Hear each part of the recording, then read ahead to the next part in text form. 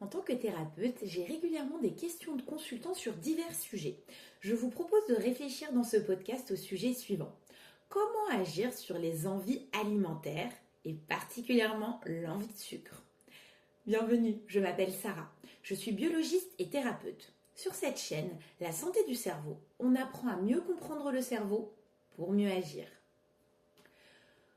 Posons quelques définitions. Et notamment, quelle est la qualification des envies? Est-ce qu'on peut parler d'une addiction au sucre d'un point de vue biologique?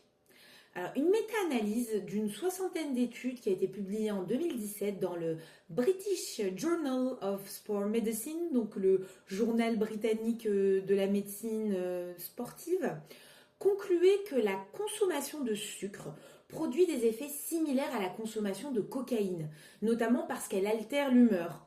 Vous vous rendrez compte souvent que quand on consomme du sucre, en effet, ça a tendance à nous rendre peut-être plus joyeux, plus excités. Voilà, ça c'est une altération de l'humeur. Et selon les chercheurs, cela est en lien avec l'induction du plaisir par le sucre. Le plaisir activant le mécanisme de la récompense dans le cerveau. Qui dit récompense pour le cerveau, dit recherche d'encore plus de l'agent qui en donne. Et ce qui crée un cercle addictif. Alors, c'est critiqué pour plusieurs raisons, ce schéma d'addiction. D'après les études d'un psychiatre de l'université de Cambridge en 2016, des expériences qui ont été menées sur les souris fonctionnent aussi avec des substituts. C'est-à-dire qu'on donne à une souris du sucre ou qu'on lui donne un substitut de sucre, l'effet sera le même. Ce qui semble indiquer que c'est plutôt le goût sucré qui déclenche le mécanisme de plaisir, donc de récompense et donc d'addiction, que réellement le sucre en lui-même.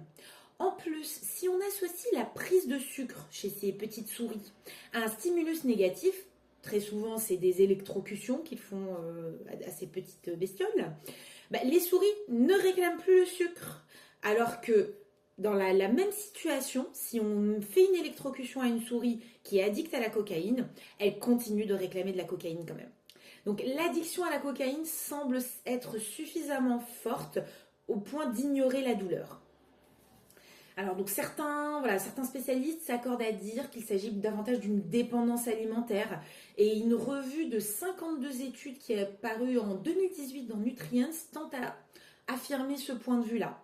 Et ce qui en ressort, c'est le potentiel de dépendance des aliments, notamment les aliments qui sont particulièrement transformés avec des édulcorants, des matières grasses, et que les symptômes ressemblent davantage à un trouble lié à l'utilisation de substances, donc là une substance sucrée, qu'à une dépendance comportementale à proprement parler, comme peut le faire l'alcool, la drogue, et j'en passe encore d'addiction.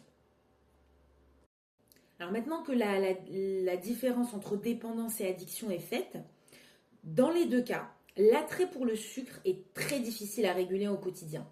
On peut arrêter définitivement certaines substances illicites, ou l'alcool, ou même la cigarette, mais on ne peut pas arrêter de manger. La nourriture a en plus une place très importante d'un point de vue social, surtout nous en France, où on a le sens de la convivialité, où partager un repas fait entièrement partie de cette convivialité, surtout si vous invitez ou êtes invité à souper. Chacun souhaite offrir des aliments goûtus et ça va souvent avec des denrées sucrées, grasses, salées. Et en plus, il y a cette volonté sociale de vous encourager à manger davantage quand vous êtes en groupe. Et quand je dis davantage, c'est davantage que ce que vous avez vraiment besoin. Encore une fois, par convivialité. Pourtant, on connaît les effets néfastes d'une consommation trop régulière et ou trop importante de sucre. Obésité, cholestérol, diabète.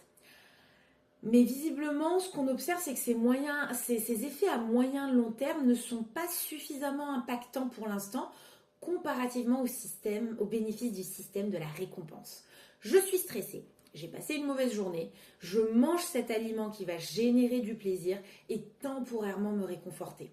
C'est pour ça qu'en anglais, on appelle ces aliments le comfort food, l'aliment de réconfort. Et le reconnaître, prendre la mesure du bénéfice immédiat est important dans le processus thérapeutique. C'est souvent la première étape qui vous permet d'aller vers un mieux-être face face à l'objectif thérapeutique que vous avez. Alors en consultation d'hypnothérapie, j'ai une majorité de consultants qui viennent me voir avec un objectif en lien à la dépendance ou à une addiction. L'hypnothérapie est devenue très populaire ces dernières années, notamment pour l'arrêt du tabac. Et en effet, c'est un outil de choix quand on souhaite arrêter et quand on est motivé pour arrêter. Par contre, je constate dans ma pratique qu'on sous-estime vraiment, à mon sens, la puissance des mécanismes d'adaptation. Avoir confiance qu'on a évolué, on a survécu et évolué au fil des siècles grâce à ce fantastique mécanisme. À l'époque des prédateurs, les maladies, l'omniprésence de la mort, l'humain a réussi à s'adapter et à se reproduire pour arriver jusqu'à notre époque actuelle. Les prédateurs ont changé, les maladies aussi, mais le mécanisme est toujours là pour nous aider à traverser la vie. Et je détaille ce mécanisme car c'est à mon sens la première étape à comprendre non seulement intellectuellement, mais également émotionnellement. La prochaine fois que vous avez une envie de sucre, je vous invite à marquer une pause et à écrire tout ce qui se passe pour vous. Si vous sentez que vous avez besoin d'avoir quelque chose dans la bouche, d'avoir ce geste d'ingérer, vous pouvez accompagner le geste d'écriture avec un verre d'eau. Et c'est un exercice qui vous semblera extrêmement difficile au début, car vous allez mettre de la conscience sur ce qui se passe, ce qui est la source du stress, au lieu d'enclencher le mécanisme d'adaptation et de récompense qui vous soulage. La différence, c'est que le mécanisme d'adaptation, là en l'occurrence le fait de consommer du sucre, ne vous soulage que temporairement. Et surtout, il ne va pas aller toucher le fond du problème qui est la source du stress et derrière la gestion finalement de ce stress.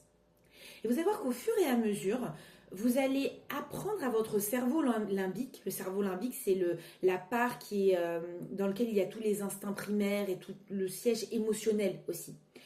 Vous allez apprendre à cette partie du cerveau à se connecter avec votre cortex préfrontal. Le cortex préfrontal qui est à l'arrière du front est le siège de la raison. Quand on pose, qu'on prend le temps de réfléchir, de poser des mots sur ses émotions, on fait le lien entre le cerveau limbique et le cortex préfrontal. Dites-vous que c'est ce que l'on fait lors d'une séance d'hypnothérapie, puisque l'état de semi-conscience permet de faire un lien et de parler directement au cerveau limbique et de reprogrammer les mécanismes d'adaptation.